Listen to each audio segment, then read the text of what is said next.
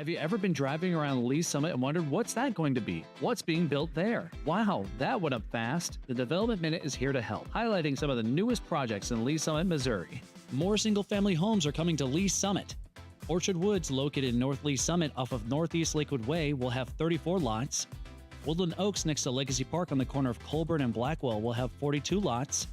And Bailey Farms in South Lee Summit off of Ranson Road will have 3 phases with over 200 lots. Construction of new homes is set to begin in 2024. Luxury living and modern housing just north of downtown Lee Summit is coming. Trilogy Apartments on the corner of Northwest Ward Road and Donovan Road will have 323 units, a clubhouse with a deluxe coffee bar, a large fitness studio with a rock climbing wall, and an outdoor terrace with a heated saltwater pool and pickleball court. Whataburger is expanding to South Lee Summit off of Missouri 150 Highway and 291. The orange and white circa 1950s burger chain offers breakfast, lunch, and dinner, from burgers and chicken sandwiches to biscuits and pancakes. It is slated to open in 2024. The 3.9 million square foot mixed-use project Discovery Park has begun.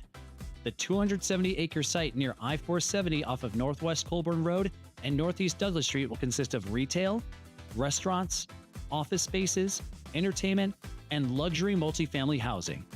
It will also offer a one-of-a-kind Riverwalk district, more than 5 miles of nature trails, and a 4-acre recreational lake to kayak and paddleboard. The first phase of the project, The Village, is set to begin construction in 2024. Thanks for checking out this episode of the Development Minute. If you found this video informative, please give it a like and subscribe to our channel to stay up to date on upcoming developments, events, and city services.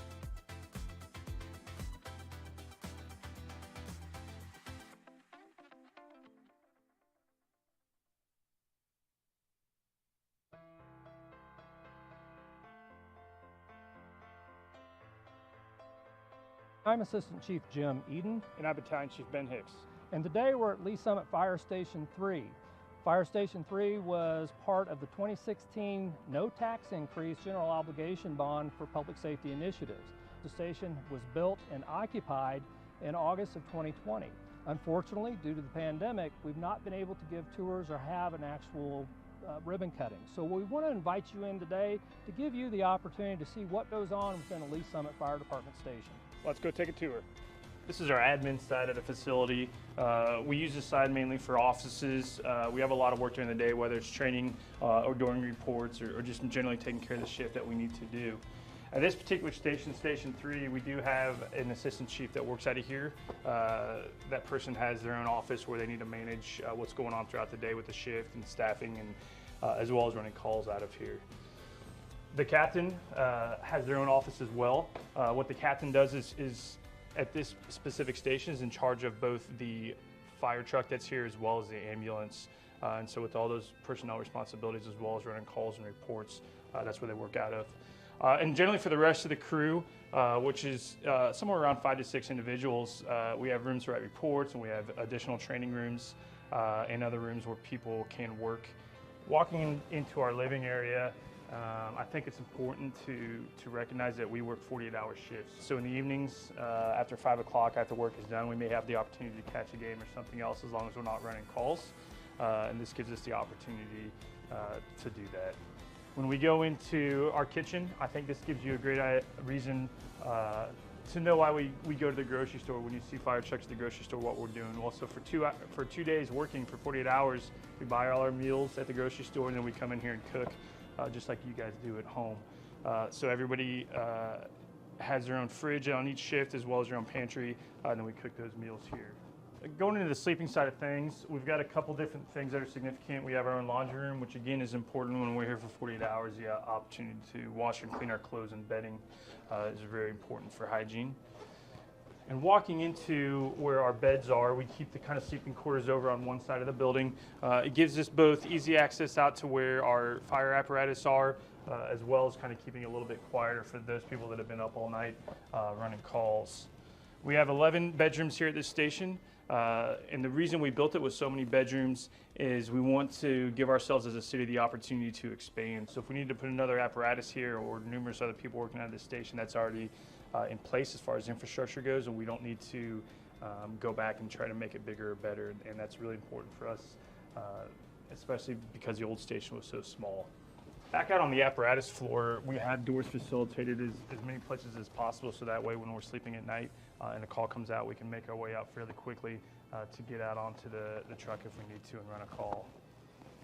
On the other side of the station, we kind of have other stuff that we may want to keep separated if we want to. Physical fitness is very important to us as firefighters. So in order to better ourselves and make sure we're as healthy as we can to do this job, we have our own gym facility here that we kind of go throughout the day when we can and get an opportunity to come in and work out. Our goal when we run calls, when we get back to the station after calls, our goal is to get ready to go back as soon as we can to run another call. So we have the opportunity or capability here to fill up our air tanks. You see firefighters wear the big air tanks on their backs and they use those in a fire. We can come back and fill those up and make sure that we're ready to go again when we're wanting to go run another call. We have our own workshop here. We work on a lot of our tools and making sure that everything's clean and operational, and this gives us the capability to do that, again, to make sure that we have everything we need and we're as capable as we can be running calls throughout the city. Cancer prevention is very important in the fire service right now. Because of that, we have an extractor machine, and what this does is gives us the capability when we come back from a fire, we can put our bunker gear into this machine and get all that really nasty crud off of our gear. Again, kind of getting back to that cancer prevention mode, allowing us to be as clean as we possibly can for the next call. And finally is our bunker gear room. We each have our own individual locker. This gives us the opportunity to store our gear when we're not here working in between shifts, as well as keep a clean extra set on here in case we do run a fire and we need to clean our current gear. Typically, this is where your day starts off at the fire station. You come in and get your gear and put it on wherever you're working that day, and then you end the same way, bringing your stuff back to your locker to go home after working. This is Med 3. This ambulance just currently moved into the station from Station 7. Station 3, since we've had it built, has turned into one of our busiest stations in the city. Therefore, we wanted to provide the best care in the closest unit as we could. So we moved one of our ambulances up, and this became Med 3 for this particular instance. Out of this station, we also have Pumper 3. And that's a fire apparatus that they utilize to run the calls on this west end of the city. The last vehicle that you see is the chief's vehicle. We have 2 shift chiefs on shift every day, and they split the city. And this chief running out of this station typically covers the west and south area of the city, while our chief of Station 2 covers kind of that northeast section of our city, and they divide it up evenly. Thank you for going on a tour with us today. If you have any other questions about the Lee's Summit Fire Department, please go to our webpage at lsfire.net or follow us on Facebook at Lee's Summit Fire Department. Thanks for joining us on the tour.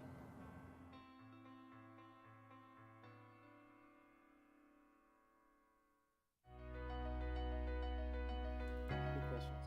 Yes, Councilmember Edson. Since this is a cooperative agreement, is this similar to like when we buy things through the mart? It'd be similar. We don't buy through them.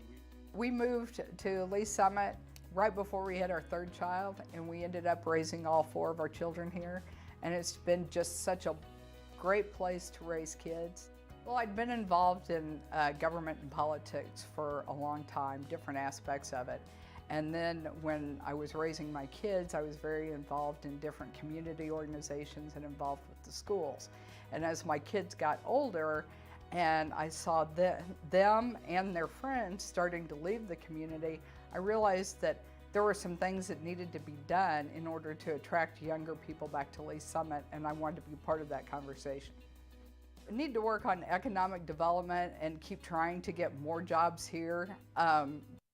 Pay well so that they will attract our kids. We have this great school system that we're all paying for, and yet our kids graduate and leave. We need to work with the school districts and with the businesses to create an environment that keeps our kids here. We have a great community with great housing, but we also don't have enough housing that is attainable for middle class. People who are just starting in the workforce can't afford to buy a house here at this point in time. If you take your average firefighter and your teacher and they're married, it's very hard for them to buy a house in Lee's Summit. So some of my priorities when I ran were economic development, attainable housing, and public safety.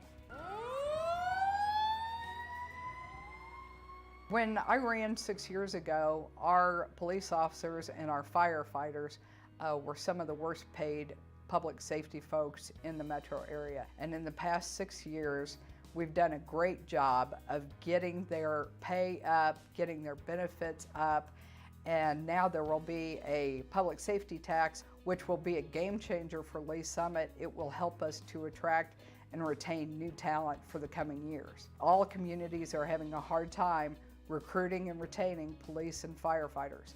So if we can be a place that they want to come and is desirable, it's going to be great for the well-being of our community. We need to make sure that not only are we paying people well, but that we have enough fire stations as the city grows. We need to make sure that we grow the police department. Something else I'm really proud of, the replacement of Fire Station 4 and 5. I started taking council members on tours of Fire Station number 4 to show them how badly a replacement for that station was needed. There are so many opportunities to get involved in this community, whether it's serving on a committee, whether it's participating in the Citizens Leadership Academy, which the city sponsors. It's easy to sit at home and complain and think you understand how it works, and then when you actually understand how it works, you have a better appreciation for it, and you'll want to get involved more. I just wanted to clarify that. I think Hillary did a great job. Thank you.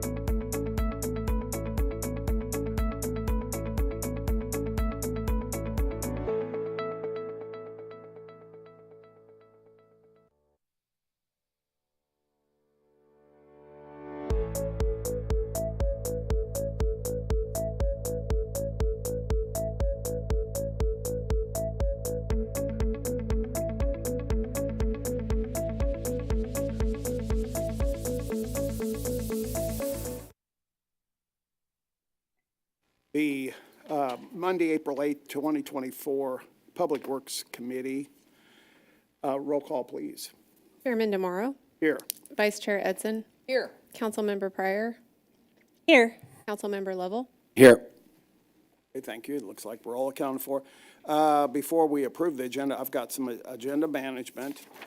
We are going to move item I, which is 2024-6181, before TMP 2886.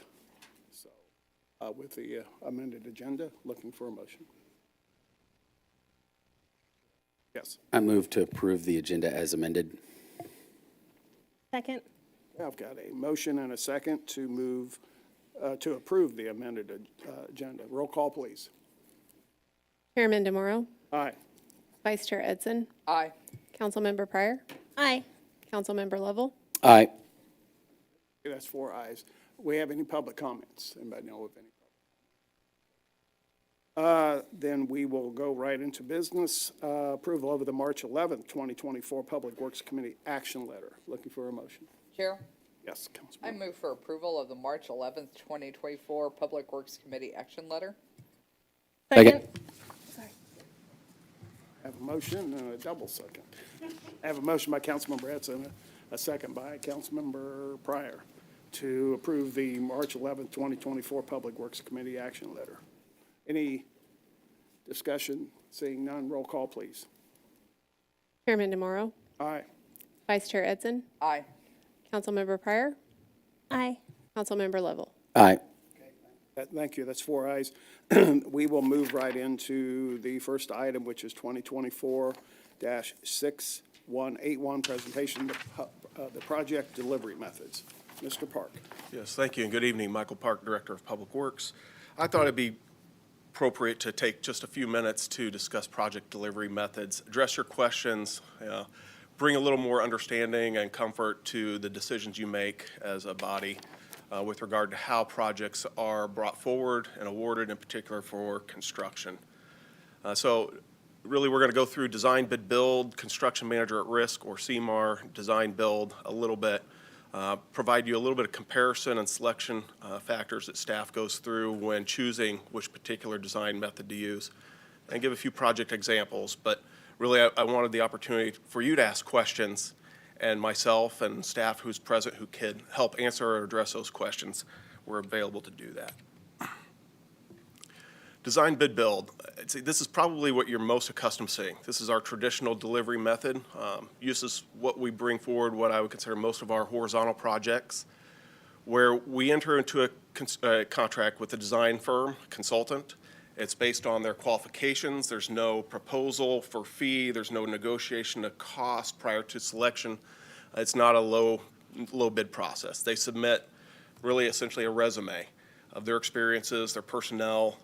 We consider that among all the submittals that come forward as a team. We then come to arrive at a recommended design firm. We then begin to negotiate the scope and fee and then bring that forward to you for consideration and then full council for approval.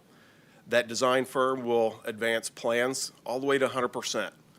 Typically, there's not much engagement with any contracting company. There might be some firms who have on their staff former construction contractors, or if it's a very large firm, perhaps they have a division that does some contracting. But that's really it. There isn't a separate major general contractor that's involved in the project until you finish design and you're ready to take that prepared set of plans out to the market to bid. And we would take that then to the construction phase, and we solicit those bids, and it's purely a cost decision. So we're not evaluating the qualifications necessarily of a project contractor. We're just looking at the lowest bid and most qualified bid. They have to meet the qualifications of the project, not necessarily the qualifications of the company. And that would be then bring forward a proposal, not negotiated, it's just whatever their bids are for the general contract to carry out the construction of the project. And hopefully that makes sense. And so the competition occurs at both phases of that award. It's a qualification-based competition initially, and then it becomes a cost-based competition for the construction. Construction manager at risk. We have been using a CMAR process more recently, predominantly on your vertical construction, your facility projects. In this case, what you do is you enter into 2 contracts, one with a architect or design engineering firm, the other with the construction general contractor. And you do that prior to completion of the plans. And so usually about 30%, sometimes a little bit off on the designer's progress, you'll bring on board that general contractor. And you bring them so you have then an integrated design, and there's some value to that, as I'll go into some of the comparisons.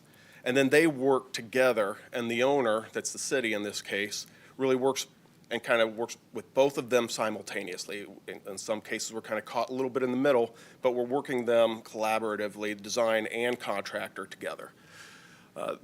Some of the benefits to that, and you can see there's a lot of overlap, as they'll bring as a contractor new perspectives in that integrated design, which are really more critical on some of those facility projects where there's a lot of design decision to be made, where they can lower the price of the project throughout the design process. And you have a lot more firm understanding of what those construction costs are going to be, whereas when we're working on a design bid build process, you're just using an engineer or an architect's estimate up until it's bid.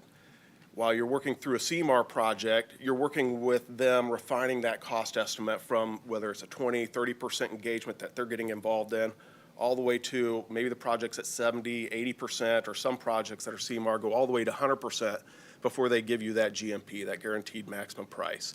And so there's not often a whole lot of difference depending on where they're integrated into that design process. And then design build, we have not used much here in Lee Summit, and I'll give some examples of factors when that has been applied. In my recollection, we used it over on Orchard Street, and I don't know that we got the value necessarily out of a design build process in that particular situation. It was probably still delivered about the same time that a design bid build process would have done.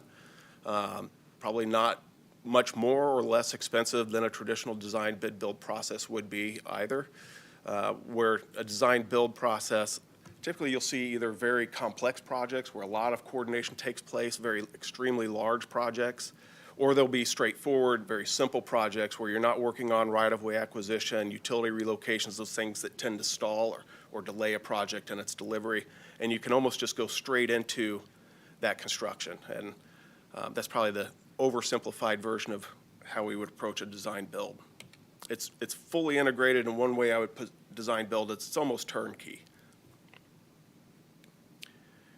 Here's a little comparison of design bid build, construction manager at risk, and design build.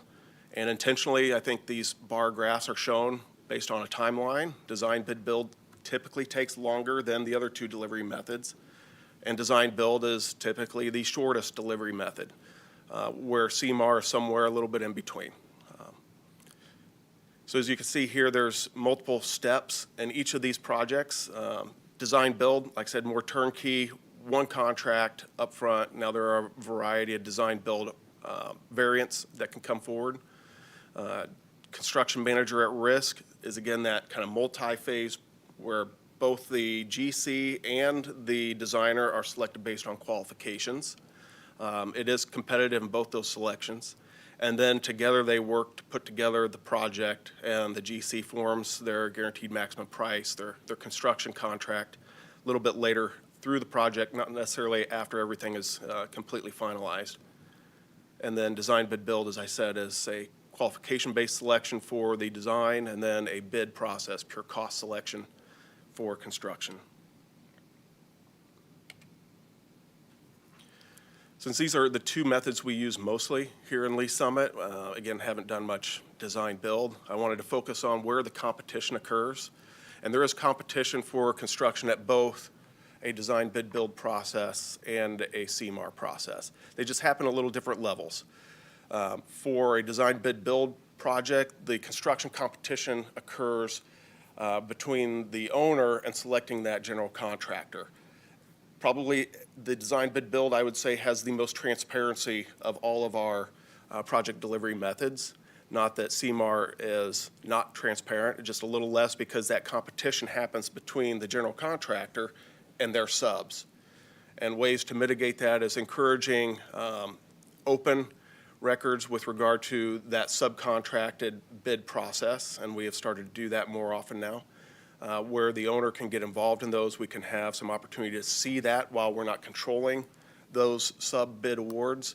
At least we can have some transparency into how that sub-bid award happens. And I would suggest doing that for all the major trades involved in a project, where that GC might have major trades in your HVAC, your plumbing, your structural work, and have that open process to try to encourage more transparency and where those subs have an opportunity to engage that competition.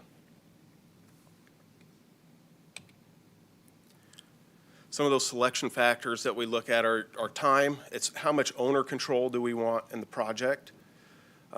Who's going to have the responsibility of the project throughout its various phases, design and construction? What level of risks does the project scope entail, complexity, and just general scope of the project itself? So your design, bid, build, DBB, here is what I would say what we're most familiar with. So that's also part of our decision-making process. Is the scope something we're very familiar with and we want to carry forward with a traditional design, bid, build process? Like I said, horizontal projects, they're fairly straightforward in scope. Not a whole lot of design decisions go into those comparably to your vertical facility projects. There's a lot of systems that go into facilities where there's a lot of variety of options that can be done. If you look at a horizontal project, you're looking at a typical section of a roadway, you're looking at storm sewer design, you're following tables, picking sizes, what material you want. And so that integrated design isn't as valuable in a horizontal project as it might be in your vertical project, where the contractor can tell you, hey, this is the market right now, this is delivery times for certain components and equipment. I think we can get a better deal here, make a design decision that would save your overall budget money, and that integrated design where your contractor's helping you make those decisions along the way.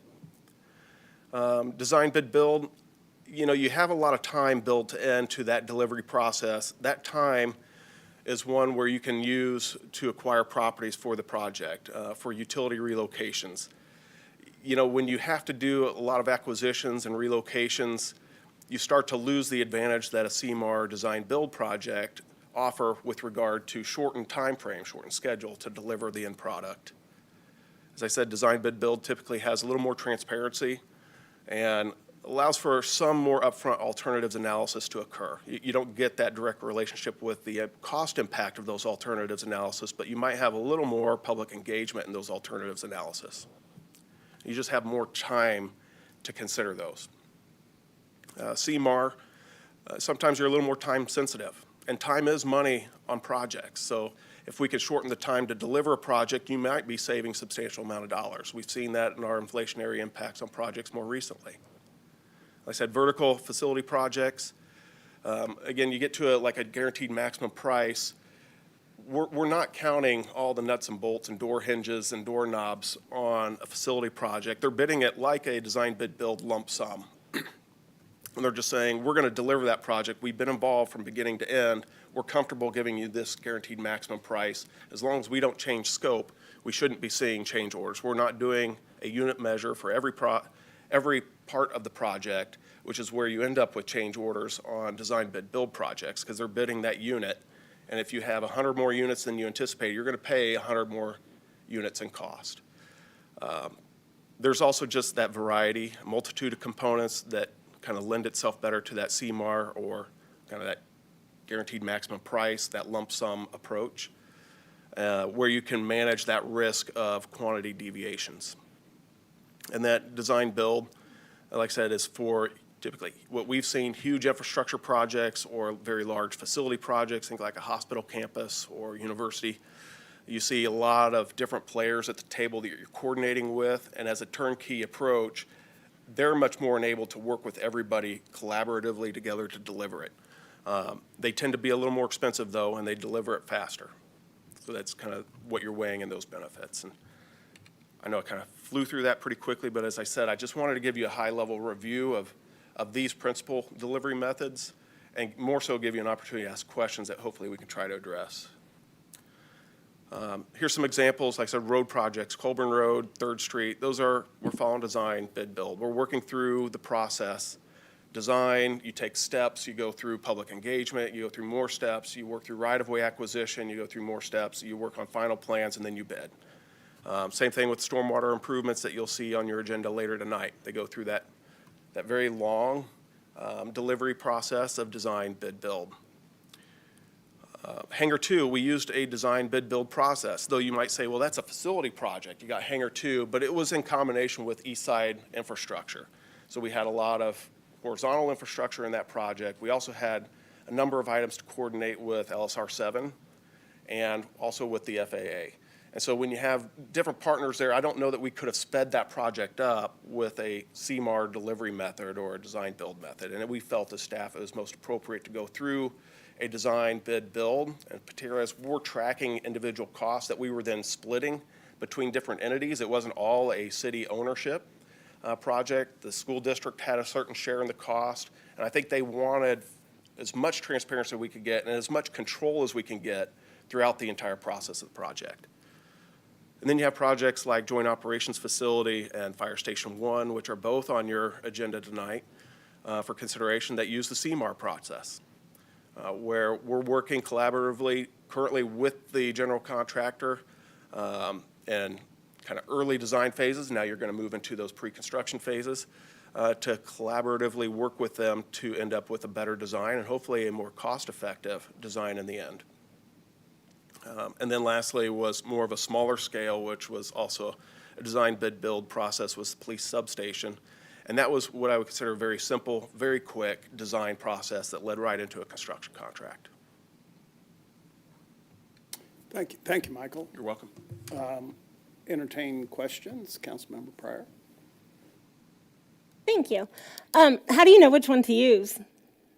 So each project, we evaluate each one on its own merit. So we look at the scope of a joint operation facility and say, what's most important? And that's the first question we ask the leadership team that's evaluating the project strategy to move forward is, what was most important? We decided that in the case of like joint operations facility, we wanted control, but we thought it was really important that we get the function out of the building that we need as a community. And to get the best function of the building, we need to have a good understanding of how all of the different components work together, the different space needs, how the contractor will go about building it. It was all on our property. We didn't have property acquisition to do. We really have very limited, if any, utilities to relocate. And so we don't have those, what I consider progress stoppers in the way, where we can realize the value of bringing that project forward on a quicker timeline using CMAR as well. And with the cost, the rising costs, really extremely fast rising costs of facility building projects, we thought let's bring that project as quick along as we can. On a road project, I think we look at really a design, bid, build process as the norm, and we say, is there any reason we ought to use an exception for a road project or stormwater project to deliver it in a different way? I think if we had a road project like a Todd George Parkway where we're dealing with one property owner, they're very cooperative, it's a very straightforward, simple design, not a lot of complexity to it. That one might lend itself to more of a design-build approach, depending on where we're at and the need for it to be delivered, to try to expedite it, to get it done quicker. Has there ever been one, like, after you've started, you're like, oh, we should have done a different process? I think as you start to get close to delivery, like Orchard Street, we started to realize fairly quickly on that we got a lot of properties to acquire. We're not saving any time. As staff, we had to get engaged more than we anticipated we would need to in those negotiations. It was probably better suited to stick with the design, bid, build process for that project. This is so interesting. I didn't even realize there were so many different processes that you guys could choose from. So this is interesting. Thank you. Any other questions? Councilmember Edson.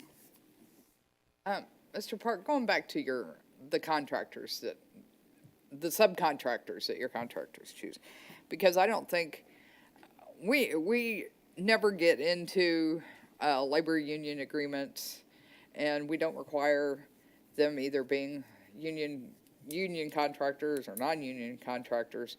So we really don't care as long as they're qualified. Is that correct?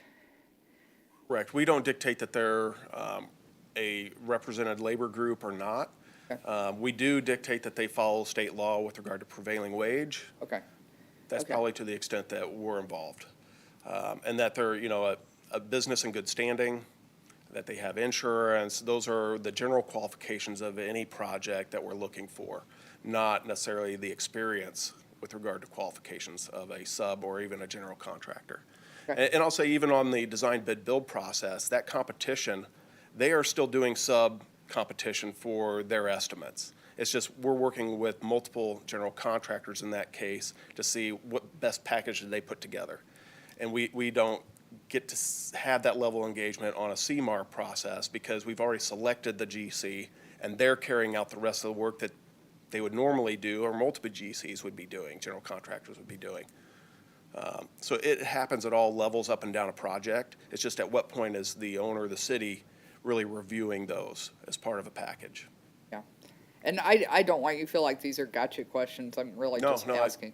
I hope you asked. And we haven't gotten to the point as a city yet where we're requiring, like, where we even have minority contractors or women-owned businesses certifications, so many hours being required on any project. We do not unless it's associated with some sort of level grant or federal funding. No, we don't have local requirements like local preference requirements or minority-owned business requirements associated with our projects outside of those that might be tied to federal funds. Okay, thank you. Thank you, Chair. Thank you.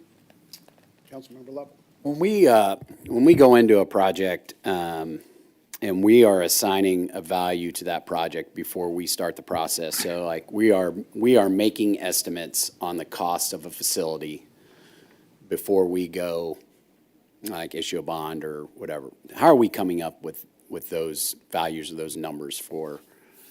Those are based on project history. So our experiences as staff with projects, we may call around if it's a project we haven't had experience with and ask other communities. We'll look to, like in the case of a joint operations facility, what did it just cost you to build a joint operations facility, say Sioux Falls, or somewhere more recent, and try to gather as much information as we can from our peer agencies who have done something like we're proposing to do. It's a lot easier for projects like roadways and storm sewers and water lines because we're doing them a lot more often, and we can almost get a unit price or a ballpark that we can extrapolate into whatever the scope is that we've got happening. And then we just add some contingencies and inflation to it to come up with a rough estimate for a bond issue or sales tax issue. Facility projects are much more difficult, but you have a lot more room under, I think, that some of those facility projects to change scope and still accomplish some of your goals. So, well, I appreciate this. Obviously, I've brought this up a number of times at council meetings and just kind of, so one of the things that's hard for me is I always look at the private sector and I think of development, and I understand that there's a financial component to whatever they're building, right? So we've got to build it at this and then be able to rent it at this to be able to generate some sort of revenue. You know, when we're dealing with public structures, it's not necessarily the case, right? We want to build what we need for the best cost for the quality that we need. So I guess, I guess what I'm thinking is, how is it the private sector? I would say most of the time the private sector is doing some sort of design bid build for the most part. And I would say, like, to say that is only appropriate for horizontal is not completely accurate, because a lot of those, I mean, multifamily, any commercial retail.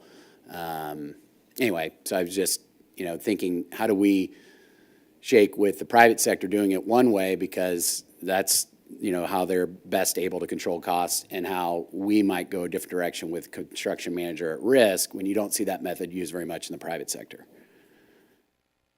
I don't know that I can speak to, what percentage of private projects, vertical projects, use CMAR versus design build or design bid build. I don't have that private industry experience to know, and I'm not sure any staff here, Susan or Brian, you wouldn't be able to answer that either. So I can't. They did, didn't they? It's like you're on your own. It's all right. I'll take your word. I don't. Again, so it's kind of anecdotal, but it is like 90% of my work is in construction and real estate and development. And so I see a lot of the processes that go involved with developers and the things that they do. Now, I also know that internally, as some of these developers have got more sophisticated, they have construction people that they've brought in from other GCs, right? So that they're helping through that phase. What do we have internally in our staff that allows us to also kind of play that role internally so that we're doing some things that when we go out, we're not just taking the word of the GC or whoever that might be? That is the people I was just looking at. That's Brian, and that's Sharon. So Sharon and Brian are both very much engaged in all aspects of our facility projects, our buildings. They have backgrounds in project management and maintenance and operation of those facilities, and so I think they are who we are looking to as our staff experts to oversee the projects as they come forward, to recognize if there's something that just doesn't feel right, doesn't look right, that a GC is proposing, or to consider alternatives. And while we hope that the consultants that we've hired, the architects and the GCs on a CMAR project are very experienced and knowledgeable, but they may miss something that I think our staff can say, what about this option? Yeah. Have you looked at this? And then those consulted parties go together. Like I said, staff or the owner, in this case, is kind of caught in the middle between the two, brokering the two to reach the best design that we can. And our expectation is that we end up with a design and a construction that is all within budget. So that is where the integrated design approach helps, is that we know what our budget is, and we try to set that budget as our box, and we work within it. Yeah. And we say, what is the effect of one more training room, or maybe we don't need these lockers, and that's where the contractor can work with the Sure. architect and say, we can deliver that, but here's going to be the cost. And you don't know that information unless they have, like I said, a retired GC or somebody on your consulting staff. You're not going to have that perspective. Well, that's good to know, and I appreciate having someone internally on that side. So I think, like if you just took downtown Market Plaza, I mean, that's a total outlier in so many different, we had a budget, we went way over the budget, and a lot of that was just through the process of design. I know that the delays and the timing, and one of the things I'm just interested in is like with construction manager at risk. So we're making a selection from the outset with a designer and a GC to work together. And that is an RFQ for a fee to do that work. And then part of that deal is that whoever is the GC or the construction manager at risk, they have the opportunity to put the bid together for us. But as you were saying a minute ago, and I'm just curious what this looks like, so more transparency as to what they're doing with the subcontractors, because you like to think that when they're going out to bid to all their subcontractors, that they are putting it out to bid with their subcontractors to get the most qualified, best price that we can get. And I'm not inferring that they're not, but you certainly could see situations where if they have total control over that subcontractor list, and then also felt like they may have represented a couple times where like it was more of an open bid process than it really was. So that's where I get a little bit nervous at times when we go CM at risk, because a GC is basically, I want to say fox in the hen house, but we can kind of put this together however we want. Hey, wink, wink, sub, I don't really want you to do this job. And again, it lends itself to more opportunity for some cushion there that we may be able to avoid in other ways that's more transparent, that gets more subcontractors involved, and has more GCs like in a design bid build process. Absolutely, and that's where, as an owner, you still have that contract with the GC. You can lay those terms in that agreement that they have the transparency that you desire, that you're comfortable with, as they develop their guaranteed maximum price. At what level of subs and at what places do they advertise, and how much of that is an open book to you as an owner is something that you can stipulate. And so you don't lose control in that sense. You still have a contractual relationship with that general contractor, and you can tell them what those terms of contract are. And then certain contractors only work with certain subcontractors. So some are union signatory and will only go to those handful of subs that are union signatory. And so again, I mean, not saying I have a problem with and I think you can do it in a lot of, there's a lot of contractors out there that use both. In some trades you need, maybe union or you don't. So by picking a GC early, you should know that you're picking someone that may be confined to using a certain set of subcontractors that might escalate cost for the project. Unless that is one of the conditions that you just refuse to accept in your agreement with the GC. Gotcha. And if you can't reach agreement on your qualifications-based selection, you go to the next one on the list, and I don't recall when that's happened, but we've come very close to that, even on design bid build process where we've got a qualified firm and we just can't reach agreement on scope and fee. And we're like, we just don't agree, we're gonna go on to the next one. And a lot of times when that conversation starts to head that direction, it brings them back to the table and they start to have an understanding of what the scope and fee should be that we can reach agreement on. And so if there's that relationship and you're saying that doesn't lend itself to a fair competitive process later in the development of a guaranteed maximum price contract, and that's a concern of yours, we as staff need to be aware of that so that we can try to address it, so that you've got a certain level of comfort in approving that contract. And I also, the complexity of the project weighs heavily in that decision. I mean, I would like to think that a joint operation facility has got a lot of moving parts, whether, from an IT perspective and communications perspective and just things that go into that. And so it is going to be a little bit different than, a horizontal or vertical building or, where there's not as much, it's not as technical or specific to. Yeah, it's not just an office building. Right, It's got right. a lot of very unique and specialized elements to a joint operation facility. It's house to new fire administration. It's got training facilities. It's got IT. And an emergency operations center in itself is a very unique building that not a lot of qualified firms and contractors together have produced. And so sometimes we do look for that relationship. What projects have they done together where we know they're going to work well together between an architect and a general contractor? Because sometimes that will lead to a very successful project. And that's in the end what we all want, is a very successful project. We want one that is within our budget and that delivers all the function and goals that we aimed out to get. And I think, just thinking back too, because we ended up in a situation where a couple of projects ended up wildly over what we anticipated, I felt like because of the process that we were using, it was like we were hamstrung to go back and do anything at that point. And so that's when I was like, man, it would be nice to go back out. This is, whether it was COVID or whatever, it was like, it was a significant number, and maybe there's something in there in our process, I don't know, that says like, hey, if this ends up going way outside the scope, we reserve the right to take these, because I think what the most important thing are the drawings, right? The actual design drawings that are actually used for the building, or what's the technical term for them?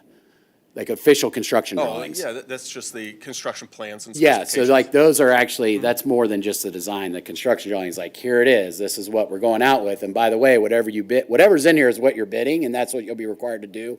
And if the design team missed anything, or we missed anything, that's gonna be the change order that we talk about, right? So, now again, I would say like, well, that's part of the design teams, but I get that there's a lot of, there's risk in either way. Well, anyway, I think this is, the only other thing I was going to ask is, what other municipalities use? I'm sure most municipalities use a similar methods. I don't know if anybody out there has, any other comparator cities or other cities have come up with processes or solutions that are different or seem to be working or anything like that. I don't know or is this pretty standard for what we see? This is pretty similar to what most communities are using: design, bid, build, construction manager at risk, and design build.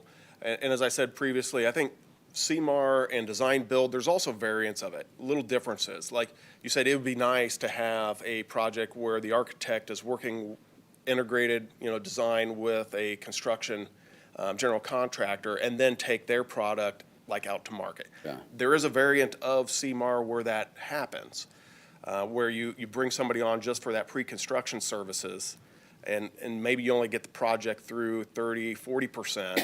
and then you let the architect carry the rest of the way.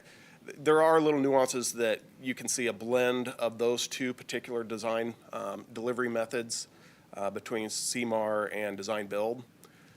Multiple step design build is another way to do it, where you work through design a certain phase, then you bring in a contractor. Well, and the then design build is where the contractor and design team come in together, they come in together. and you might have 2 or 3, and then they come in and say, here's what we put together, and then you get to vet And all it 3 could of those. be design-led, contractor But they're at partnership. risk doing that on their own because they don't know, but they'll put the time, energy to design and build it. And so it's almost like a CM at risk, but not quite a CM at risk, but they're working hand in hand with the design team to try and match or meet the scope that we've created for them. Right. And then you get 3 different, basically, quotes or bids from Right, them. and it's just one contract. Right, yeah, okay. Well, this has been helpful. I don't know that, I don't have all the answers. I just, I want to make sure that we're putting ourselves in a position to always be competitive and, doing what's in the best interest of the city and our tax dollars. So I appreciate the presentation and the information, and I'm sure we'll have more conversations down the road. Thanks. Any other questions? Any other questions from the council? Thank you, Michael. More understanding, I think, has happened because of this presentation. I do appreciate you. Oh, I did have one other thing, sorry. Go ahead. On that opening slide, Yes. you see that bridge? See how beautiful that bridge is, that overpass? Oh, yeah, Pryor Road, I'd like to see us doing more of that stuff. point taken. I love it. Thank you. All right, thank you, Michael. All right, moving forward, we will go into TMP 2886, an ordinance authorizing the execution of an agreement between the City of Lee Summit, Missouri and Titan Build LLC for the amount of $87,825 for pre-construction services for the Joint Operations Facility in Phase 2 Police Courts renovation, and authorizing the city manager to execute an agreement for the same. Brian? I'm not I was Sharon. expecting Sharon. Yeah, Okay. not Sharon, All sorry. right. Brian Page, Facilities Manager. Good afternoon. Answer any questions about this if you might have it, but we went through, as Michael just so greatly explained, we went through our process. We had our RFQ process, and Titan is the company that we selected to do the construction of the Joint Operations Facility. So we're looking to enter into a contract with them to do so. Questions from the council on the Titan Build pre-construction services? Pretty self-explanatory in the agenda. So. All right, I think we're good then. Entertain a motion, yes. Mayor, Yes. I move to advance to council for approval TMP 2886, an ordinance authorizing the execution of an agreement between the City of Lee Summit, Missouri and Titan Build LLC for the amount of $87,825 for pre-construction services for the Joint Operations Facility and Phase 2 Police Courts renovations, and authorizing the city manager to execute an agreement for the same. Second. All right, I have a motion by Councilmember Pryor, a second by Councilmember Lovell, moving TMP 2886 to the full council with a recommendation of approval. Any discussion? Seeing none, roll call, please. Chairman DeMauro, Aye. Vice Chair Edson, Aye. Councilmember Pryor, Aye. Councilmember Lovell. Aye. That's four ayes. Kind of lost count there for a minute. 4 ayes, thank you. Moving TMP 2886 to the full council. Next up, TMP 2898, an ordinance authorizing the execution of an agreement between the City of Lee Summit, Missouri and Newkirk Novak Construction Partners for pre-construction services for Fire Station 1 replacement or renovations. Brian Page. Yes, sir. Exact same scenario. Yes, sir. Okay. Any questions? Councilmember Edson. So, do we know if we're replacing it or remodeling it yet? We should know that very soon.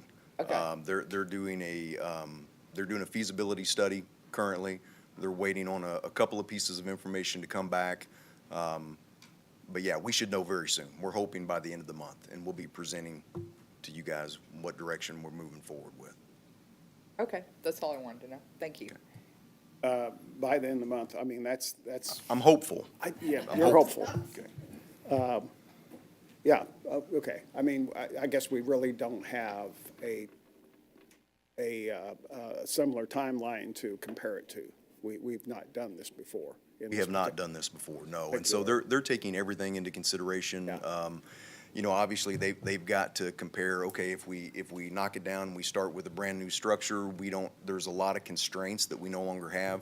All that plumbing infrastructure underground is bad, needs to come out of there and be replaced. You'd be working with some really confined situations, so they're just gonna have to look at it and say, okay, if we knock it down and start over, we're looking at this time frame for this amount of money. If we leave the skin and the exterior structure, if you will, and just go in and gut and remodel everything, is it X amount more time? Is it X amount more money? What is that gonna look like?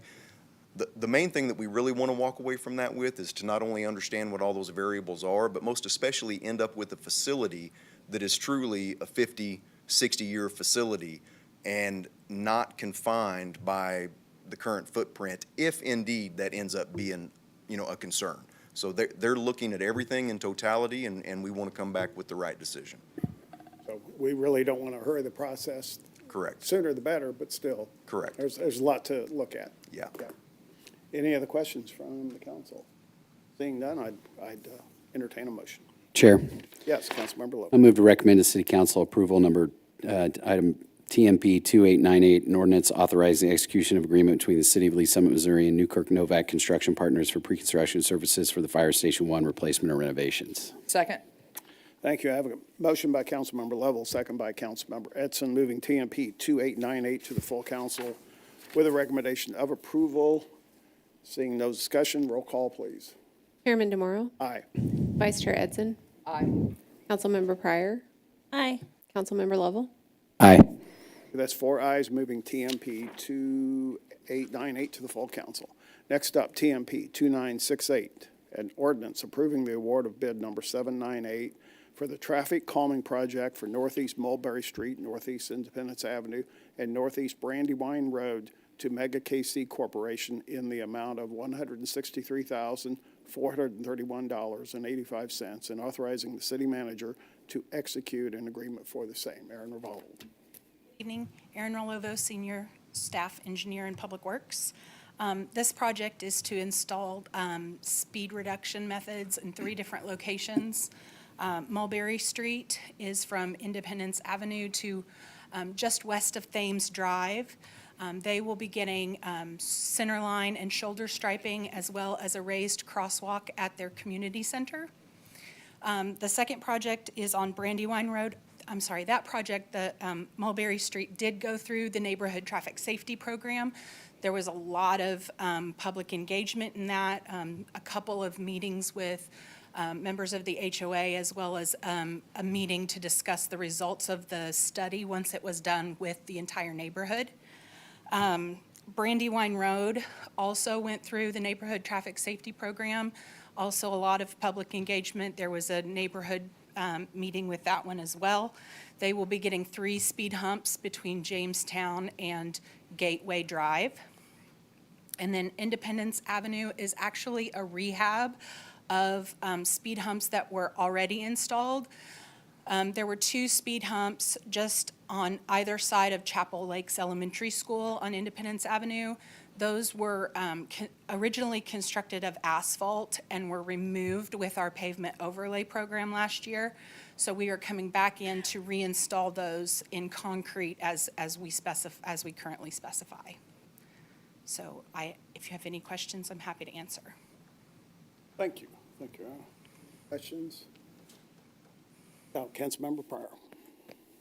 This is just in general, but I get questions a lot, random people wanting speed humps on their street. If someone wants to inquire about speed humps, where does that start? What's the process? Can you lay out that process? Yes. Thank you. So it's a 2-petition process.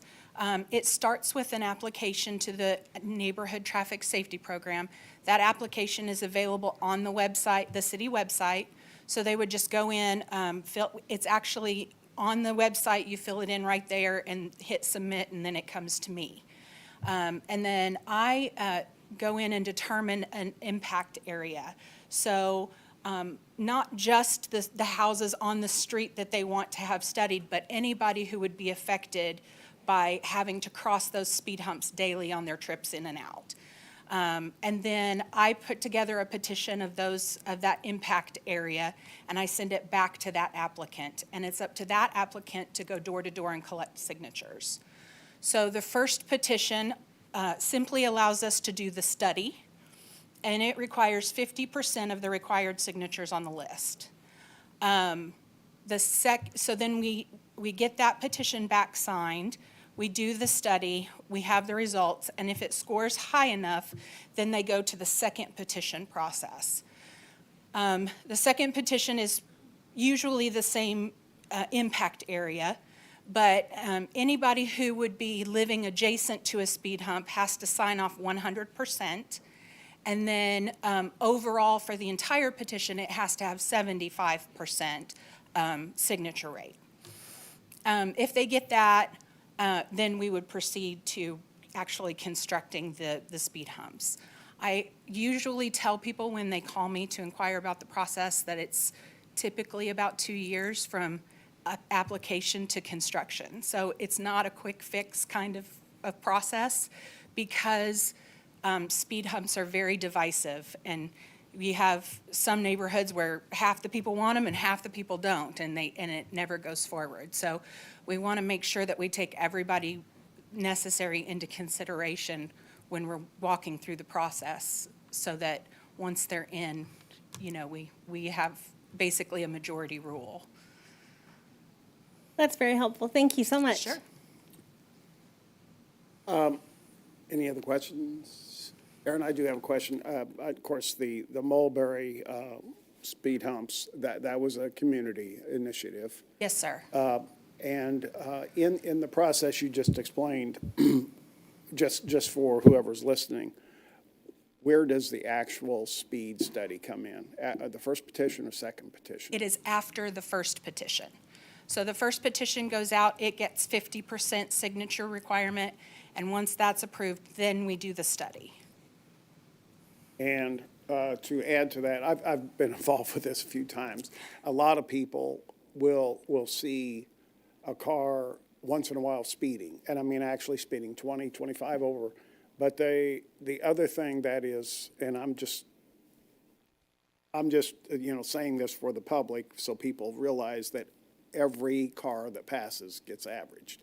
And so you may have somebody going under the speed limit that cancels out that speeder. So a lot of people think, and for rightfully so, when they see that speeding car, that they have a large problem, and sometimes that problem isn't as large as they expect. And you're right, it's hard to get it approved when you have more slower drivers than you do fast drivers. So our program actually looks at the 85th percentile speed. So that is the speed at which 85% of drivers are driving at or below. And so we compare that 85th percentile speed to the posted speed limit, and the difference between assigns a point value. And then that point value contributes to your overall score for the project, so. And by and large, this is a great program, because it allows people to get involved and really make a difference, when and there are some problems. There are problems that we haven't actually tackled yet on the streets. But anyway, thank you. Any other questions? Okay, seeing none, I'd entertain a motion. Chair? Yes, I Councilmember. move to recommend to council for approval TMP-2968, an ordinance approving the award of bid number 798 for the traffic calming project for Northeast Mulberry Street, Northeast Independence Avenue, and Northeast Brandywine Road to Mega KC Corporation in the amount of $163,431.85, and authorizing the same manager to execute an agreement for the same. Second. Thank you. I have a motion by Councilmember Edson, a second by Councilmember Lovell, moving TMP 2968 to the full council with a recommendation of approval. Seeing no discussion, roll call, please. Chairman DeMauro? Aye. Vice Chair Edson? Aye. Councilmember Pryor? Aye. Councilmember Lovell? Aye.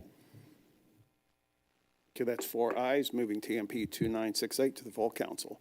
Next up, TMP 2964, an ordinance authorizing the execution of the Missouri Highways and Transportation Commission Cost Share Agreement Supplemental Number 1 between the City of Lee Summit, Missouri and the Missouri Highways and Transportation Commission for State Project Number J4P3196, M291 North Interchange with US 50, and authorizing the mayor to execute an agreement for the same. Mr. Kohler. Craig Kohler, Senior Staff Engineer. So since signing the original cost share agreement back in '22, there's two factors why this supplement basically came around. And just recently, we received the cost estimate from the engineer on how much he thought construction was going to be, and it increased like $7.6 million over what we had originally thought. And due to the cost share agreement, the city basically pays any excess that was over the $21.9 million that we had for the total project. So this would be incurred by the city.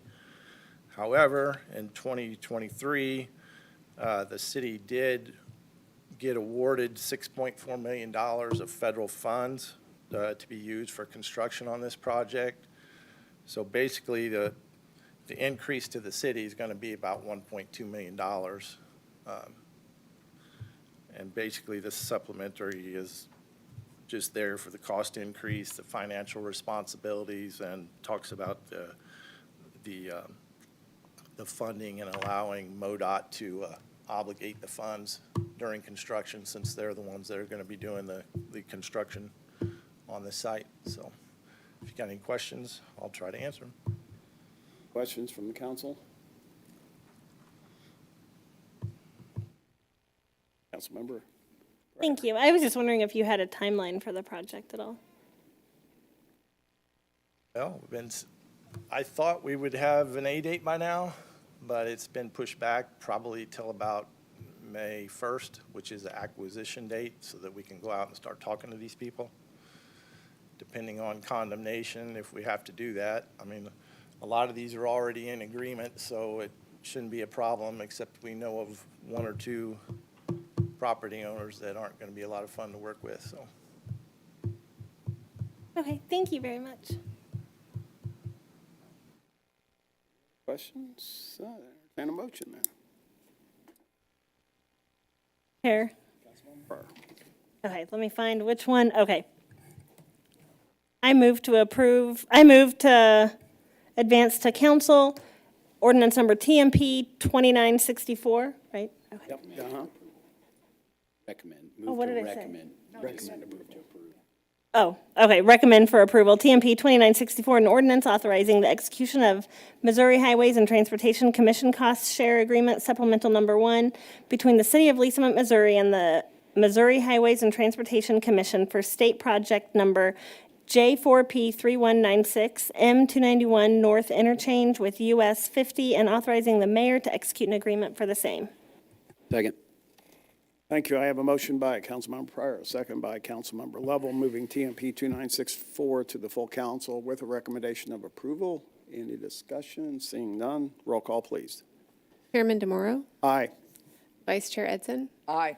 Councilmember Pryor, Aye. Councilmember Lovell, Aye.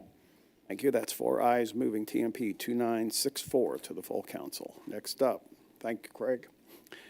Next up, TMP 2967, an ordinance awarding the bid for project number 576322-8C for the stormwater improvements, Noling Lane to Earthworks Excavation LLC in the amount of $344,037.55, and authorizing the city manager to execute an agreement for the same. Ms. Quackenbush.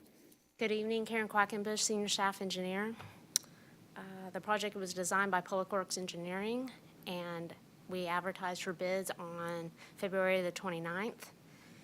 We received 3 bids, and Earthworks Excavation was found to be the lowest and most responsible bidder.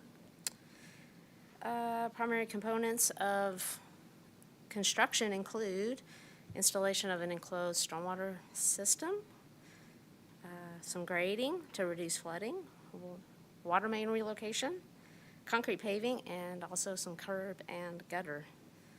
With that, I'm happy to answer any questions you may have. Any questions from the council? You have a question? Karen, the timeline, what's the start date or estimated start date on this? I'm hopeful that the contractor may be able to start, let's see, in June, early June.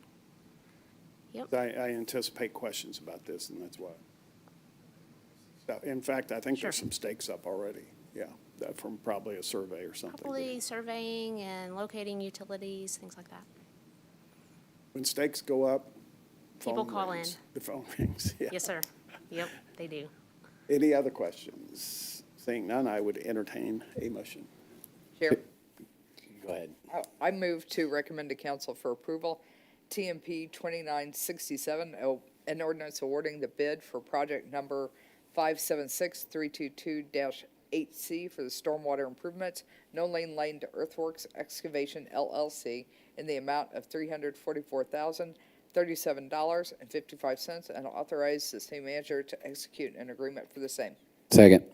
Thank you. I have a motion by Councilmember Edson, a second by Councilmember Lovell, moving TMP 2967 to the full council. With a recommendation of approval, seeing no discussion, roll call, please. Chairman DeMauro, Aye. Vice Chair Edson, Aye. Councilmember Pryor, Aye. Councilmember Lovell, Aye. Thank you. That's 4 ayes, moving TMP 2967 to the full council. Next up, TMP 2955, an ordinance awarding the bid for project number 792-0V, or OV, for the Mill and Overlay FY25 program to Idacare, Inc. for the amount of $4,292,231.22, and authorizing the city manager to execute an agreement for the same. Vince. Good evening, Vince Schmager, project manager. The Mill and Overlay Program is the most expensive and extensive preventive maintenance program we do under the pavement management program. This year's program will resurface approximately 40 lane miles of roadway at a cost of about $107,000 per lane mile. The mill and overlay process involves actually milling or removing top 2 inches of surface off the road.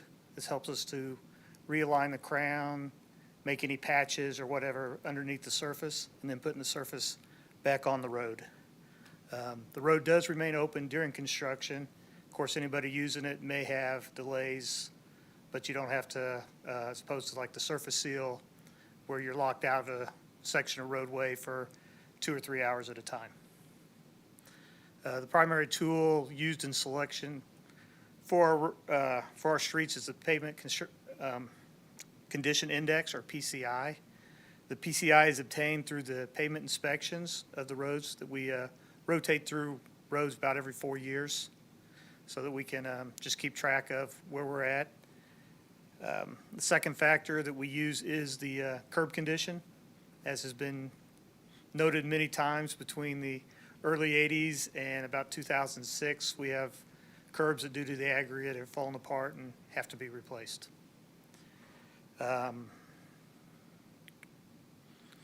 Typically, when we're doing mill and overlay residential streets, for convenience to the residents and take advantage of economics of scale, we do use the, try to do large sections of neighborhoods, not a street here or a street there. When we get to the arterial streets or bigger, a little larger projects, we will do them individually at times. This project was bid on March 6th. The bid opening was March 26th. We had 3 responsive bids, with the bid from Idacare, Inc. being deemed to be the lowest and best responsive of the bids. What questions can I help? Questions from the council? Member Lovell. Just out of curiosity, because I was just looking at the bids, they're all pretty close. I mean, have we had experience with Idacare before? Yes, they've done our contract. I think it's been 2 years since they've been in here, but they had about a 3-year running low bid.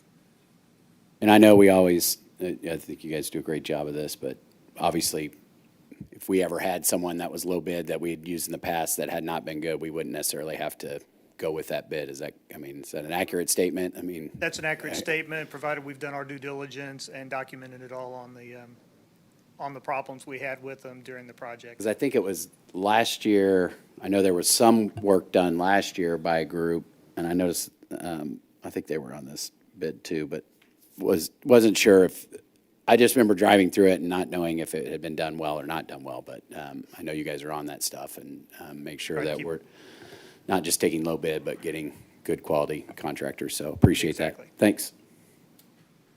Any other questions? I would entertain a motion. Chair, Councilmember Lovell. I move to recommend approval to City Council item number TMP 2955, an ordinance awarding the bid for project number 792-OV for the mill and overlay fiscal year 25 program to Idacare Inc. in the amount of $4,292,231.22, and authorizing the city manager to execute an agreement for the same. Second.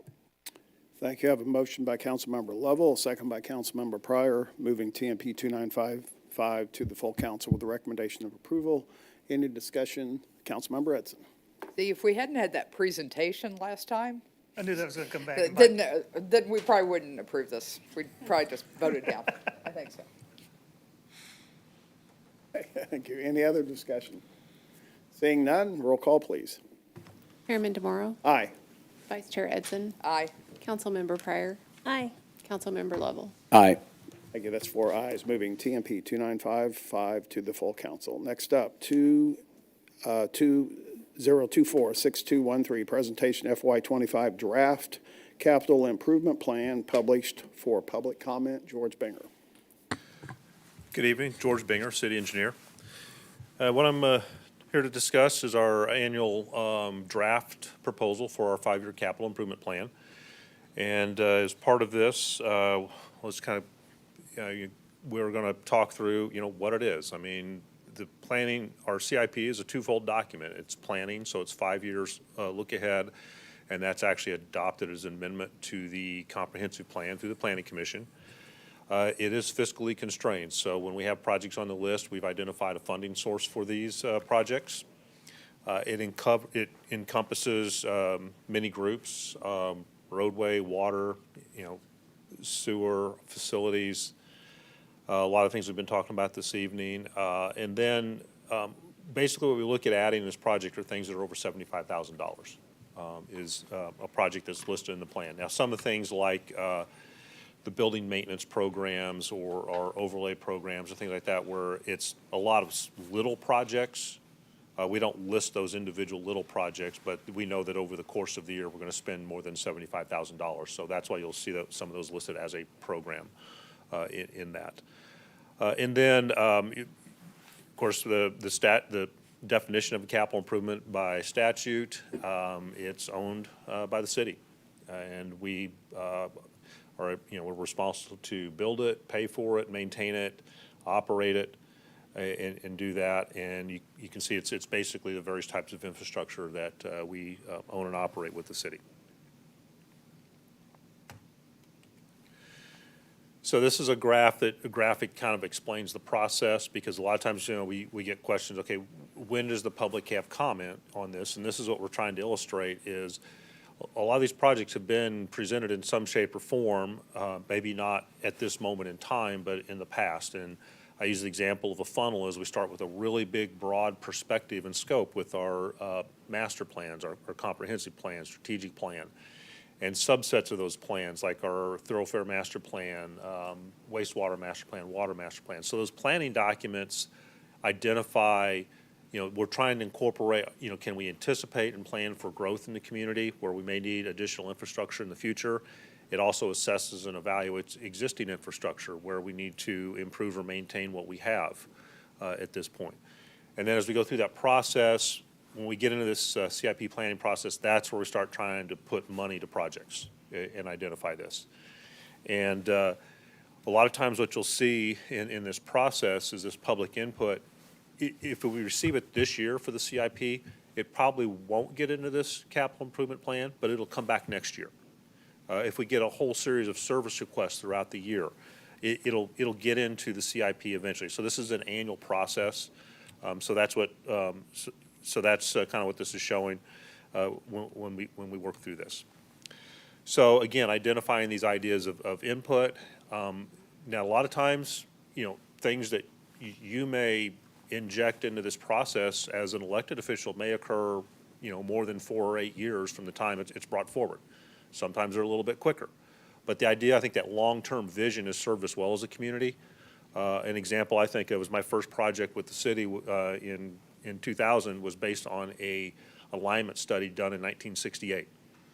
But through that time, that planning process, we were able to allocate right-of-way, go through the development process, and lay out these roads. And you'll see this happening again, kind of like with Shearer Parkway. We know that's a large tract of undeveloped land on the PRI property in southwest Lee Summit. But as part of that, alignment study, we can set that alignment. So as planning and applications come forward, we can dedicate those infrastructure and facilities at that time as part of that process. So that's where a lot of this is. It's kind of a much kind of a long-range process. But then, as we refine it, we always need to adjust it and tweak it. So that's where this annual process comes into play of refining that, making sure we're still on track. And so you can see, I mean, there is. So as part of this, we will have a public comment form posted online starting next Monday, where we'll have this plan posted out there. And the Planning Commission will be a chance for in-person public hearing. That is the public hearing that we have as part of this. So some of our highlights. The first bullet item, $340 million, that is prior years. So that's going to be like projects that we may have started in 2024, 23, and this year, $340 million of projects.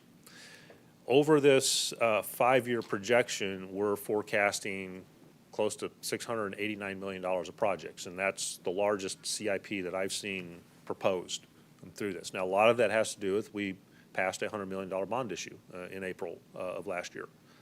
So, I'm sorry, $187 million bond issue. So that's a lot of that. A lot of those in that project are facility projects, and those are in places where we already own the land, so those can move much quicker.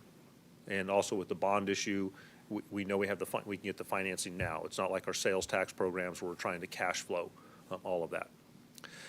We were showing within last year we completed 22 projects that will not be shown in the CIP that totaled $50 million. So that's how many projects we've closed out. This time we're proposing 24 new projects, totaling about $114 million.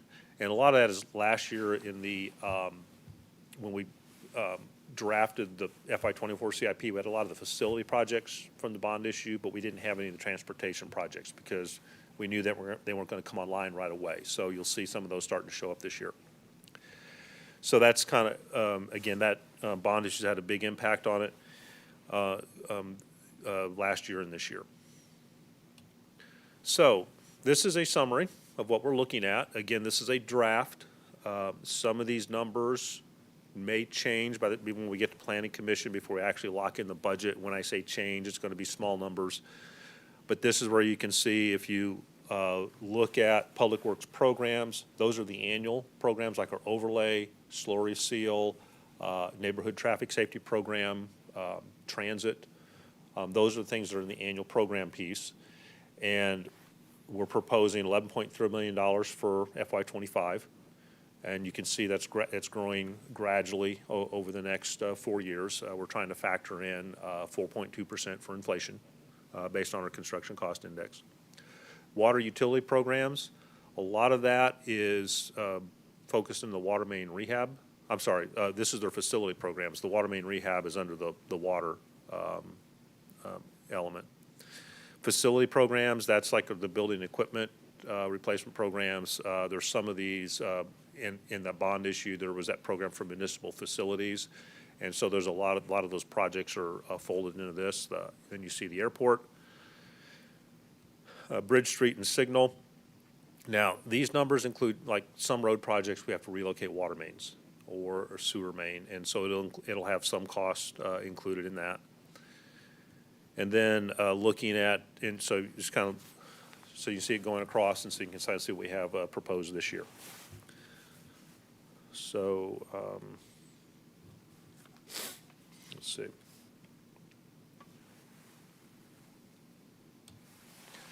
So kind of where we're at now is where we're at in the red, so you can kind of see where we're going forward from here. Now, one of the things that we will be submitting to the full council is a summary report. between now and or for that summer report, we'll take all of these sections that we have here and break it down to where we have a more detailed project listing of what's included, as well as the budget for those projects. That will be in that summary report. Then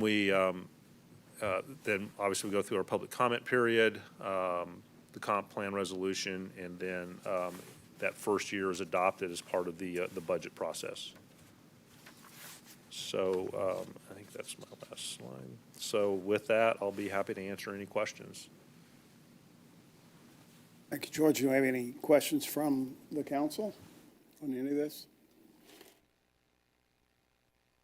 Okay, well, very interesting. It's increasing every year, it looks like, but it's hard to prevent that. There's a lot to be done. I will recommend a motion then, if nobody has any questions. No, we don't need a motion. We don't need a motion on There's no presentation. motion. If I may too, Yeah. pull up this document, Cam, if I could. I want to switch to that.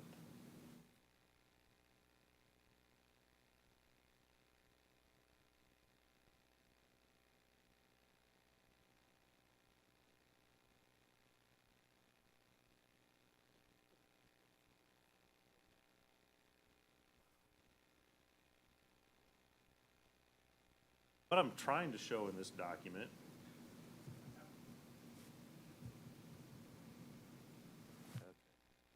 Close. From the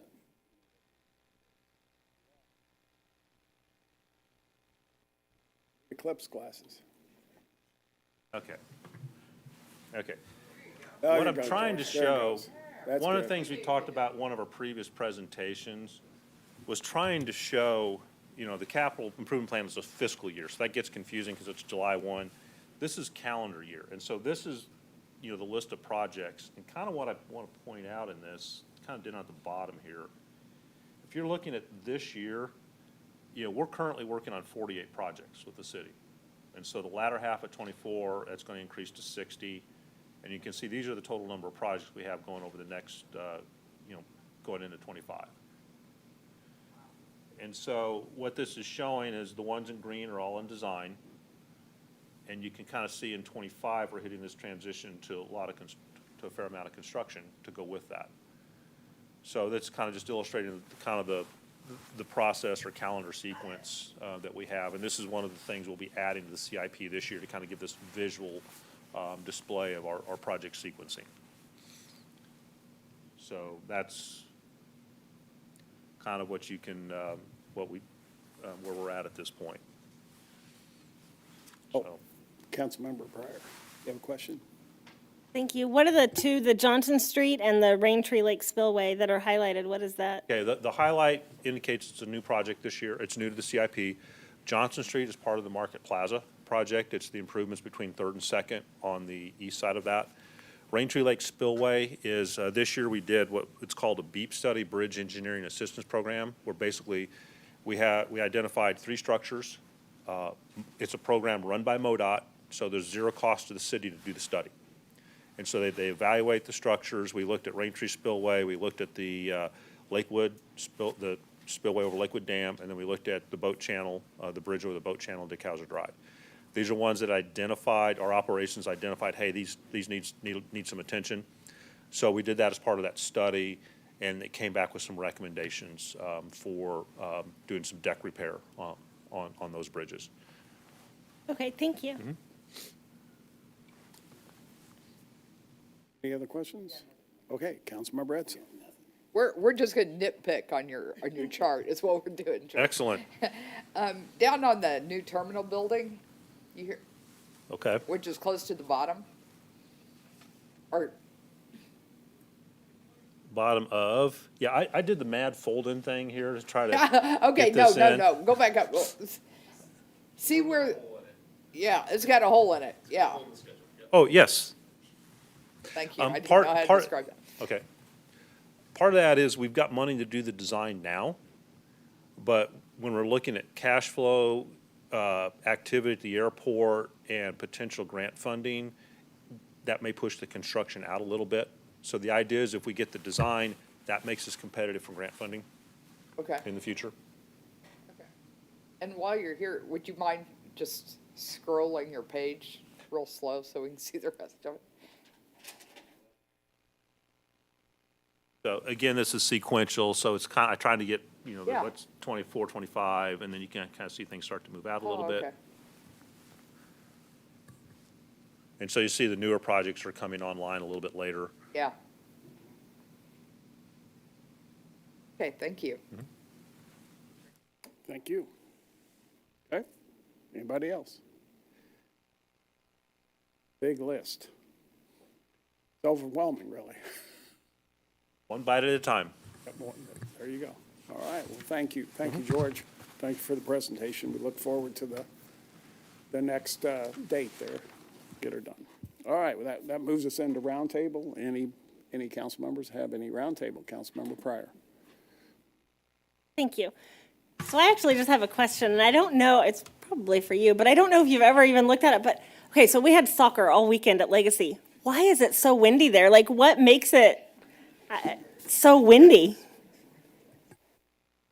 I don't have an answer for you, but as a parent and former coach out there at Legacy, I used to think it was just Legacy too, but you go to any soccer complex, and I think there's just no break in the wind. They are windy, they're always colder than it should be, and they're always way hotter than it should be. There is no middle ground. You're either freezing or you're burning, and the wind is nonstop. So, I mean, if you did find the perfect temperature, you're gonna get windburn. That's the matter of fact. I mean, and as my kids got older, I was like, it's like this out at, in Wyandotte County. It's like this over in Johnson. It doesn't matter. And I thought it was always just a Legacy, and you had to prepare for it. You figured it out after your first season. But no, I don't have a good reason, other than it's just probably so wide open. There's no treed areas to block the winds, and that would be my guess. That was kind of my guess too, but I didn't know if there was I didn't know if it sat a little bit higher than surrounding, because it's just always so windy. But we almost lost our wagon, so. Yep. Blow away? Did it blow away? Almost, it blew over, but ours wasn't the only one. Like a huge gust came and it blew over. So it was wild out there, yeah. Thank you. Councilmember Edson. Yeah, this is my last Public Works meeting. I was gonna It say may that. be everybody's last Public Works meeting. You all don't know. So, may not be on this committee. So I just wanted to say Well, thank you. the election's not certified. Go ahead, I'm sorry. Well, no, but you may not be on this committee. You don't know. I may That's not be true. on this dais. Yeah, and a couple weeks ago when you failed to be here and I had to chair for you, Yeah? I think I've been on this committee at least 6 years, maybe 7. That may be the only Public Works meeting I ever got to chair. I just wanted to say that. So I really enjoy working with this staff and working with this committee, and just wanted to say thank you. Well, thank you. And I was going to say, thank you for all your service on the Public Works Committee. That list that George just had, I mean, it never gets old. I mean, it's just, you have been a big part of most of those projects on there now. I mean, that 8 years, that spans more than, well, it spans about 8 years, doesn't it? Yeah. You're responsible for that list. I don't think it's that, but. Well, I mean, We should require all council members to serve on Public Works at least 1 year. Yeah. Because the most constituent calls we get are always about infrastructure and potholes and Olive and Orchard. things. Olive and Orchard, thanks. Olive and Orchard, yep. But thank you. But thank you for your service, and we'll look for the future too. We'll keep your district in our thoughts. For public comments. There you go.